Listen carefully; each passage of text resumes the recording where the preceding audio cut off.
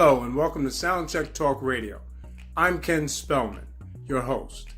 Today we'll get a chance to talk with David C. Hellman, a board-certified gastroenterologist. We're going to talk about your insurance care, some things you need to know about some of the drugs that you take, and more. So welcome to the show, and we want to welcome Dr. Hellman.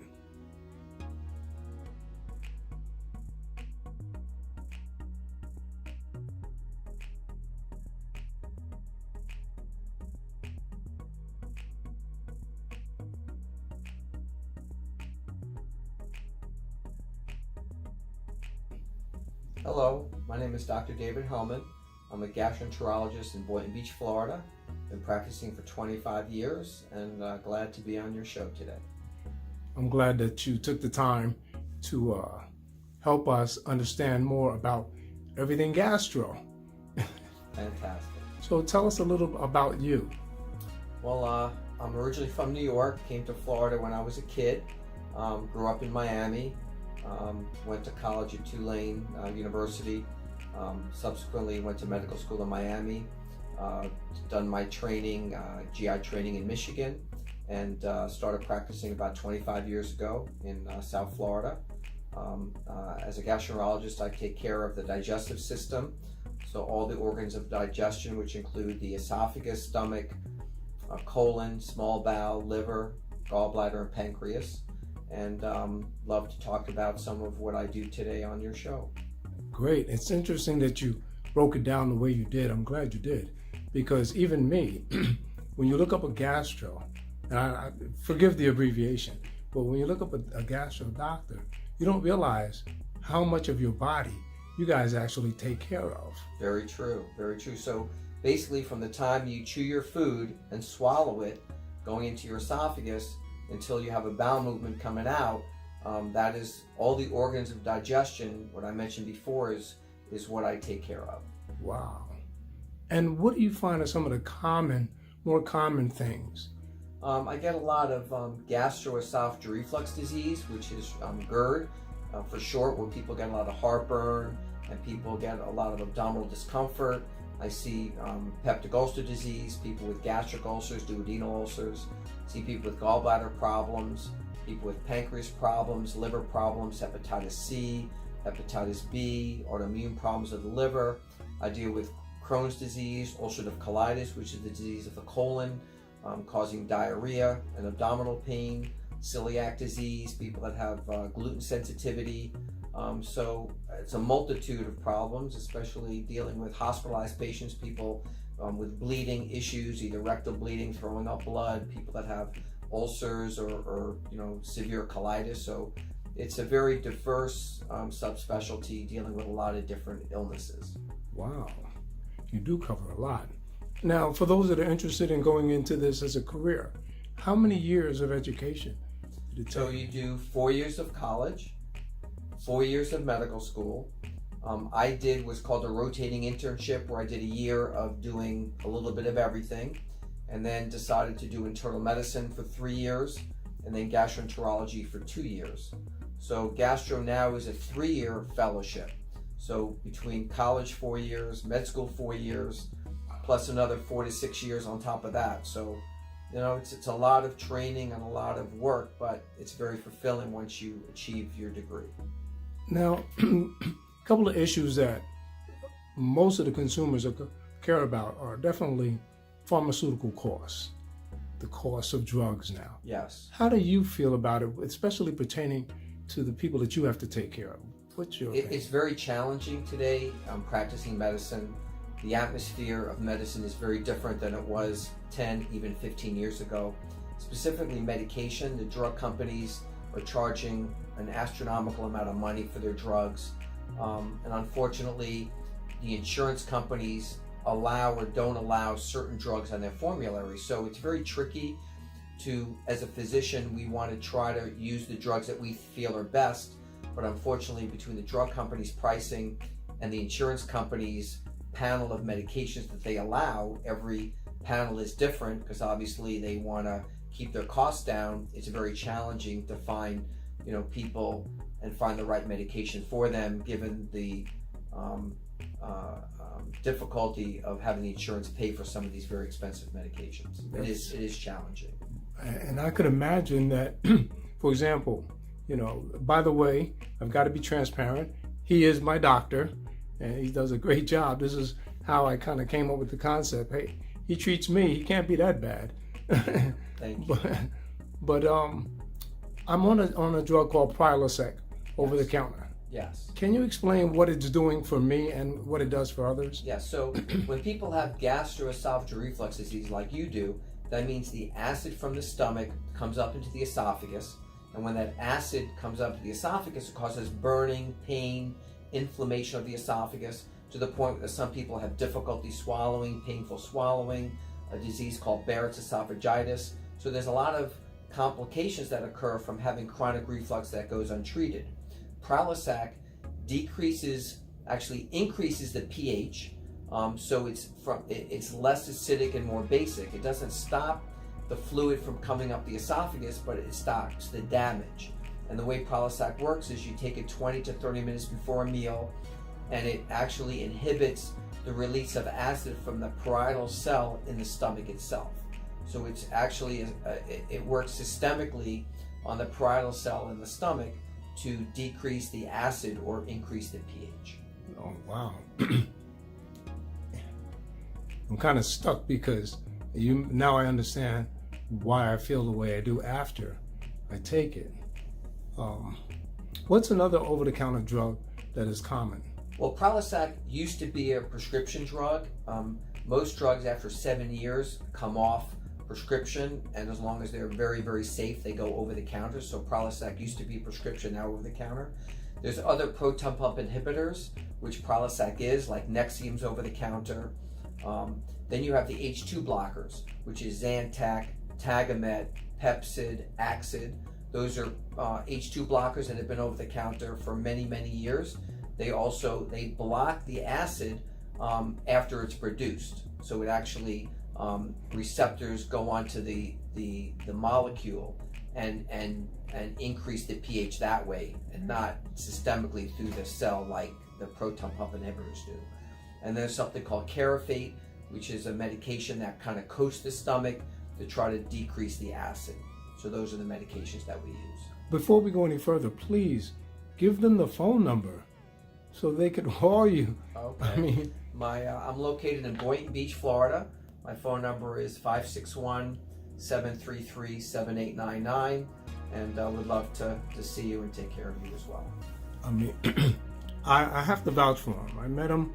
He was referred by another doctor, and I met him, came in, explained my situation, and I haven't, he's helped me out. I can sleep now.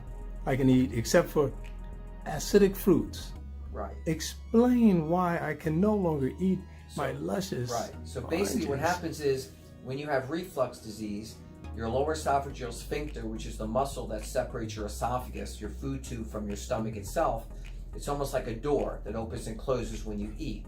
And there's certain foods that allow that lower esophageal sphincter muscle to stay open and relax that muscle, which are caffeine, chocolate, tomato-based foods, fried food, fatty food, citrus, and alcohol. So the big factors are usually lemon, lime, grapefruits, and oranges, the citrus fruits, tomato-based foods, and caffeine. Those are the big culprits that when you eat too much of those foods, also in combination, it allows that sphincter muscle to be more relaxed and allow the door to be opened and the food and acid to come up into your esophagus. Wow, that's good. So no more chocolate cookies before bed. That's right, especially in, the treatment not only is the medication and diet, also it's, well, you brought up a good point, is not eating about 2 hours before going to bed, because if you eat a snack and lie down, then the reflux is going to be worse. Also wearing tight clothing can make it worse. And being overweight, increased stomach size, push more pressure on the stomach to make the food come up more. So losing weight is helpful in reflux disease, as well as not eating late at night and staying away from those foods. Okay, well, we're going to take a pause now in case you want to check on a patient. Thank you so much. It's a pleasure. We'll be right back.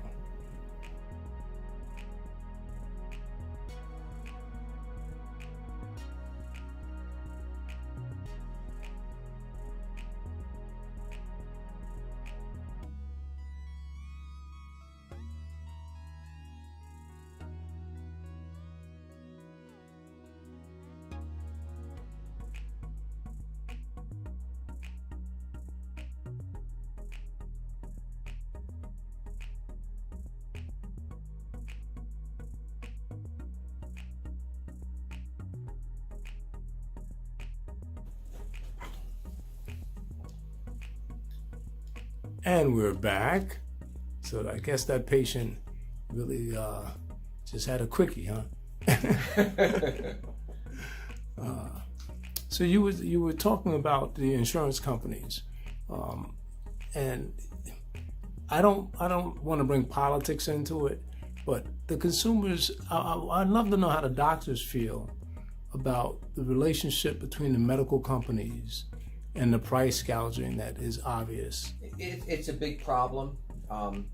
It seems like the government's involved in everything, and the more they're involved in things that make money, the more things cost and the more people are putting their hands in pockets of other people. And that's what I see practicing 25 years. I see that between the government and lobbyists and the corporations, they do what's best for them. Unfortunately, not what's best for the people. And I'm seeing that more and more. It's getting harder to take care of patients because of all the rules and regulations. Patients are frustrated because the insurance rates keep going up and up and up. And what's the answer? I don't know the answer. I don't have an answer, and it's from a physician standpoint, we don't control what the insurance charges you. Right. We don't control what the medication, what the drug companies charge you. And it's very expensive, and a lot of people either don't have insurance now or can't afford insurance. And you go to the hospital without insurance and you have a problem, it could cost tens of thousands of dollars. You bring up another point. Someone just asked me just the other day, an older gentleman who moved down here to retire, and he's a veteran, so am I, and we were talking about medical care for veterans and things of that nature.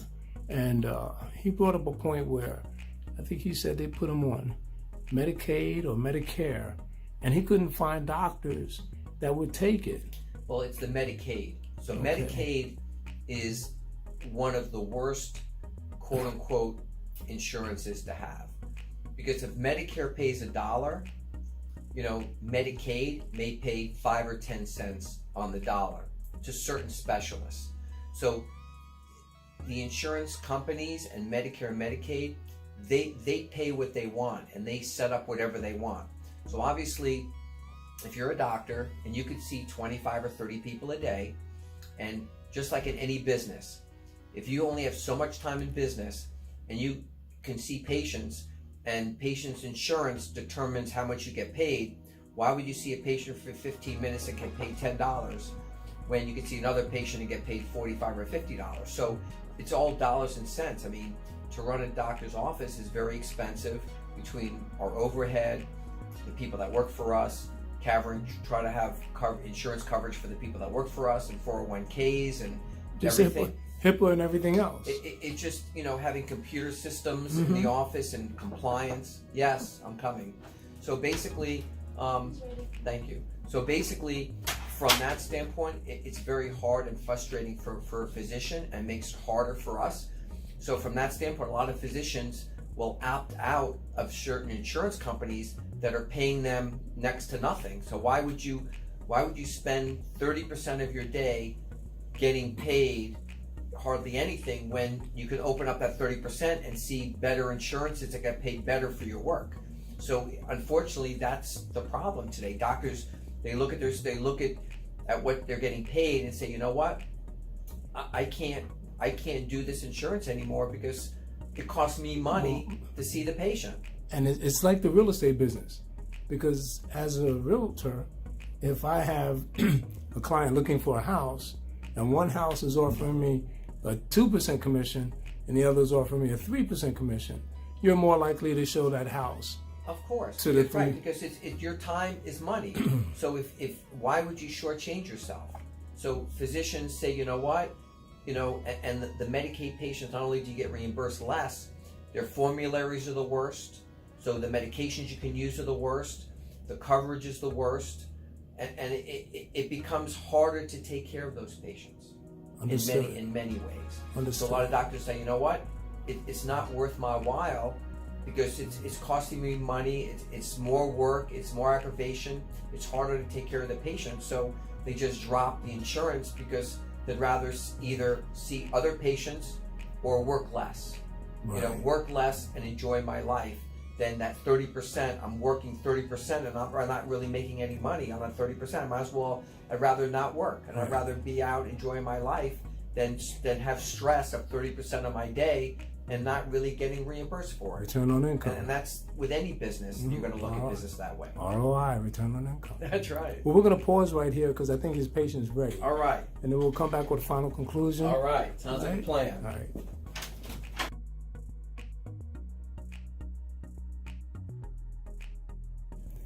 We were talking between about some of the top issues, and you brought up colon cancer. Yes. So I'm going to talk about a little bit about colon cancer screening. I think it's extremely important. We've come a long way in this country. The American Cancer Society, up until this year, would recommend colon cancer screening for people age 50, and that was reduced to age 45. There's been a significantly increased risk of colon cancer in this country, probably due to a combination of genetics, poor diet, and not taking care of ourselves and eating very, very unhealthy in our country. So colon cancer screening is extremely important, which means that people come in. Usually I do a consultation in the office, find out about their medical history, and then explain what a colonoscopy is. And that's basically taking a light and camera on a tube and looking up your rectum into your colon, looking for precancerous polyps and colon cancer. Basically, the worst part of the screening process is the day before, is going on a liquid diet and taking a preparation that gives you multiple bowel movements and pretty much diarrhea to clean your colon out. And the morning of the test, getting up, going to the facility where it's done. And the best part is getting put out. We have an anesthesiologist that will sedate our patients and make them totally comfortable. The procedure takes between 15 to 25 minutes to do, putting a light and camera in the colon and looking for precancerous polyps and growths that we can take pictures of, we can remove, take biopsies of, and that significantly reduces the risk of colon cancer. And I just saw a patient last week that came in, he was 51, came in for a screening colonoscopy. I found a very large polyp in his colon. It was so large I was uncomfortable removing it because of the high rate of bleeding. I did a biopsy of it, and it did show a precancerous polyp trying to become cancer, and he's being sent to Cleveland Clinic in Fort Lauderdale. There's the chief of GI there does one of his specialties is removing very large polyps from the colon and saving people operations, because if the polyp is so big that we can't remove it with a colonoscopy scope, then they need to have surgery to have their part of their colon removed to remove the polyp and growth that's precancer. But it's extremely important for everyone to be screened, just like having mammograms and pap smears for women and having prostate exams for men. This is something that's the American Cancer Society highly recommends because of the high rate of colon cancer in our country, to be screened and prevent and help people get screened for colon cancer. Now, it's funny you said that, because in the mail yesterday, my insurance company sent me a flyer basically saying, hey, Ken, it's time for your screening. Have you had one before? Yes, I had one when I was 50. And how young are you now? 10 years later. You're the big 6-0? In August, I will be. So you're due for a colonoscopy, so I guess we're going to see each other again. Yeah, well, you're going to see both ends. Now, a good question. I noticed on television that there's a commercial about this box, Yes, it's called Cologuard. Yeah, Cologuard. So Cologuard is an interesting concept, and either for high-risk patients that are high risk for colonoscopy, people with bad heart problems, bad kidney problems, bad lung problems that are high risk, or people that just are afraid to have a colonoscopy. So what a Cologuard test is, it's very unique. You actually give a sample of your stool and send it to the lab, and the lab actually looks for genetic mutations in the stool, which is a sign of precancer or colon cancer itself. The only issue with it is about a 16% false positive rate. So you can have a positive Cologuard test and have nothing in your colon at all, or you can have a positive Cologuard test 84% of the time and have either a precancerous or a cancerous polyp or lesion growing in your colon already. So it is different than a hemocol test, which is when back in the day, you go to your physician and they check your stool, they put your finger in your rectum, do a rectal exam, put your stool on a card, and they put some developer on looking for blood. And the blood means that the blood could be coming from the hemorrhoids, blood could be coming from the colon, it could be coming from your small bowel, your stomach. Any bleeding in your entire GI tract can cause a positive Hemocol test with just looking for blood. But the Cologuard test specifically looks for changes in genetic material that can be pre-cancer. That is the difference. Wow. So much to learn. Yes. And it's constantly changing. The technology is constantly changing with new things. And the only difference to that is, unfortunately, if you for insurance reasons, a screening test is generally covered 100%. But if you went and did the Cologuard test and it was positive, now it becomes a diagnostic test. And depending on your insurance, it may not be 100% covered, because now you have a test that's saying you need to have it done. It's not a screening test anymore. So it's very important for people to read their insurance, to know what their insurance coverages are and what the ramifications are of doing a test, because then it could change your out-of-pocket expenses based upon what's done. A lot of people don't realize that. Well, I'm glad you pointed that out. Very important. And most of the time, that's not discussed. And unfortunately, even for a screening test that they'll pay for, sometimes if I find a polyp, and that's the whole reason we do a screening test, and I remove a polyp that's precancerous, I'm happy. And then the patient comes to me and says, Dr. Hellman, I don't understand, now the insurance is making me pay out-of-pocket expenses. And again, you have to read the fine print of your insurance policy. Right. And the policy says we'll pay 100% for a screening, but for diagnostic, meaning we find something, they may not pay 100%. Got it. And that's nothing that I can change. It has to do with insurance. That's insurance. And people get upset with my office or me of why they have to pay. It has nothing to do with me. It has to do with your insurance policy. Okay. Well, we're going to pause right there because I think they knocked for you. Okay. So I think you got a patient to go check. All right. We'll see you in a few minutes. All right. Thanks. Thank you. I want to talk about Hippa. I mean, I've heard of it, and from what I understand, I guess they're like the regulators of personal records. So HIPAA means that it's a set of rules that lay out to protect patients' medical information. So it's basically a confidential plan, and when you sign the form, you put on the form who you would like the physician or the office to discuss your medical information with. So HIPAA is basically a form that says, I want you to talk to X, Y, or Z person, or you don't want any information given to anybody. So what happens a lot of times is people come into the office, they leave, and then their spouse, girlfriend, boyfriend, sister, brother, son, daughter calls to get information. And if that person's not on the HIPAA form, then we will not discuss and give out any information. So basically it's protecting the patient's medical information from who they want us to share the information with. Speaking of that, years ago, being a computer geek, I always wondered when the day would come where they would have a device that the patient could carry with their records encrypted on it. And now we have USB drives. Well, yeah, right. There are companies that have that. There's different technology where companies have like one of those with a little drive, one of those like USB where you could download the information. The problem is how is that information organized? And if you give it to a physician for him to put it into his computer, I mean, is the information, in a way that it could be read easily? And that's the problem, because different companies have different formats. And, as a physician, we always like to look at formats like the progress notes in one section, the procedures in a section, the imaging in a section, the lab in a section. So it really depends on how that is organized to make it easier for the person you're bringing it to look at that information. And that's basically all it is, holding it up. That's all that is. I mean, I've heard companies doing it, but it hasn't really taken off yet. Right. And again, it's probably more for people with chronic illnesses that have a lot of medical problems, extensive medical history, expensive surgical history, and they're going from doctor to doctor, or they're moving from a place where they've been established for 20 years, now they're going to another state, and they want to take, they don't want to bring, 4 inches of stack of information. Can they put it on something that's easy for the physician to review? But it's still in motion, and it's still something that hasn't, I don't think, been quite worked out to make it a universal thing.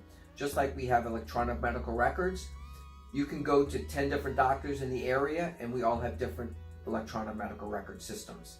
And it would be nice for companies to get together with physicians and interview physicians in different areas of medicine and set up electronic medical records that are more organized and easy, and ones that can communicate with other physicians and communicate with the hospitals, so all the information can be shared, because that's part of the problem. The information is not shared. Exactly. And because it's not shared, it's duplicated, it's replicated, and the information sometimes is not carried to the right people. It is a problem.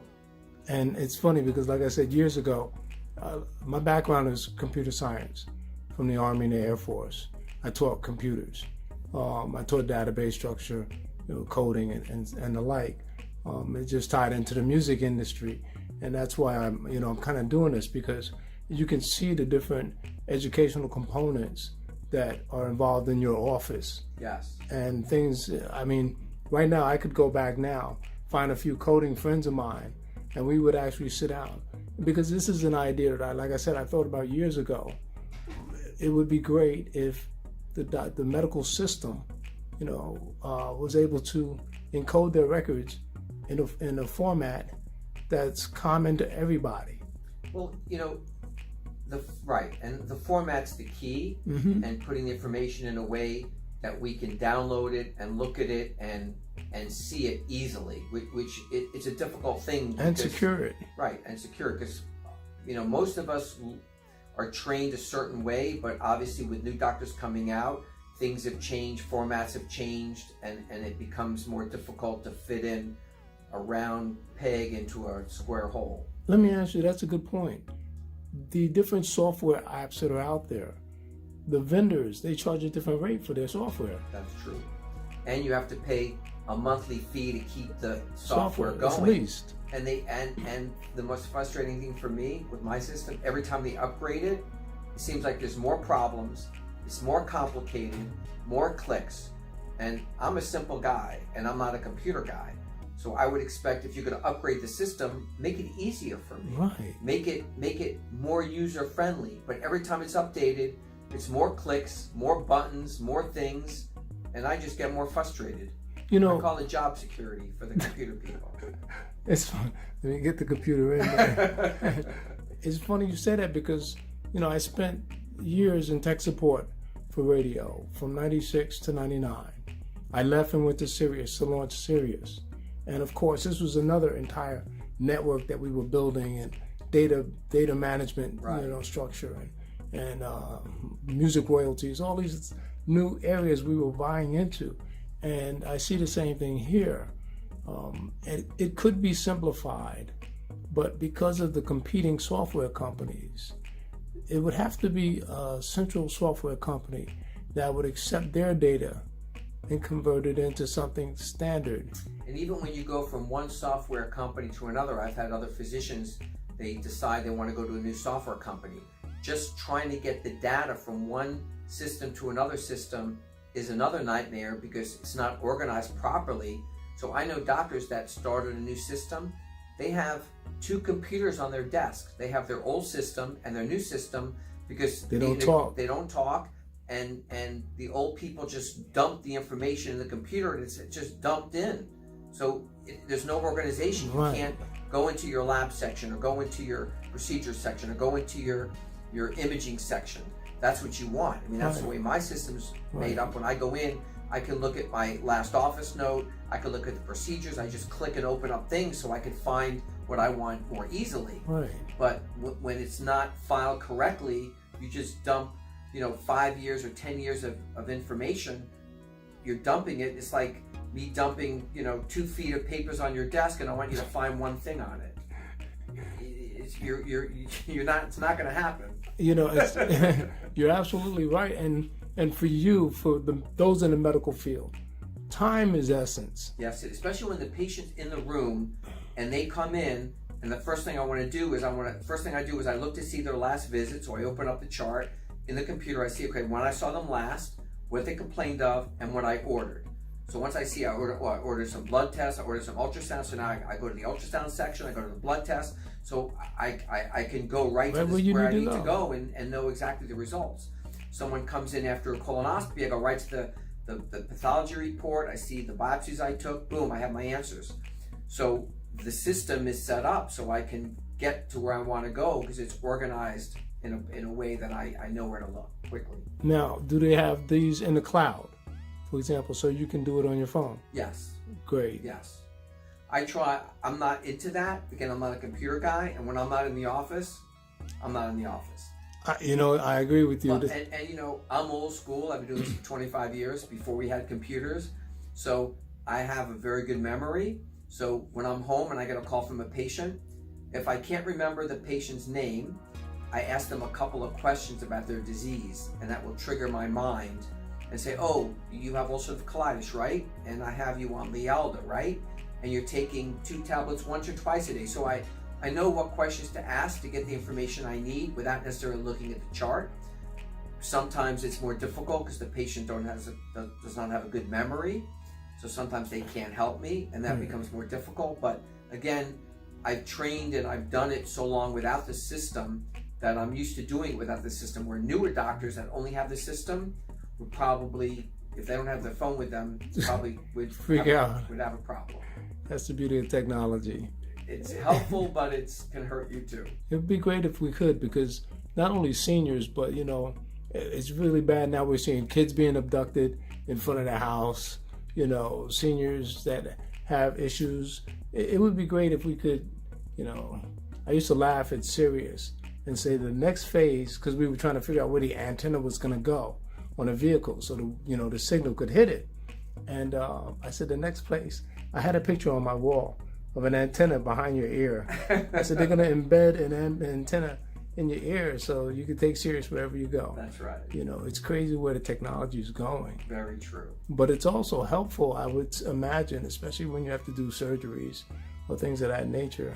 Well, it's nice when you can, fax over a history and physical, or they can text me a picture of a report pretty quickly. So if I'm out of the office and, during office hours, if I leave the office a little bit early and a patient calls and the test came in, they could just take a picture, send me on an application that's secured, Hippa secured application. I could look at the report, and then I can call the patient, and I have the report right there on my phone. So the technology is great.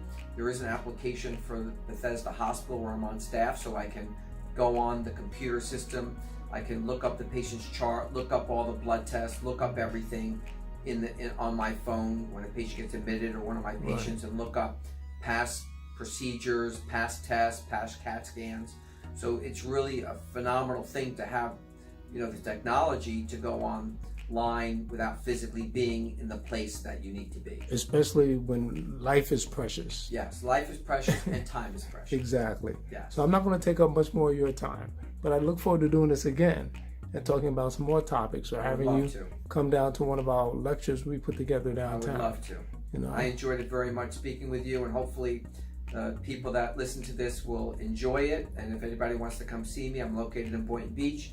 You can Google me, Dr. David Hellman. I'll be happy to see you, and thank you very much for your time as well. And we'll get his email. We'll put all that out there on the websites and on the stations so you guys can see it and enjoy it. Thank you so much. Oh, you're welcome.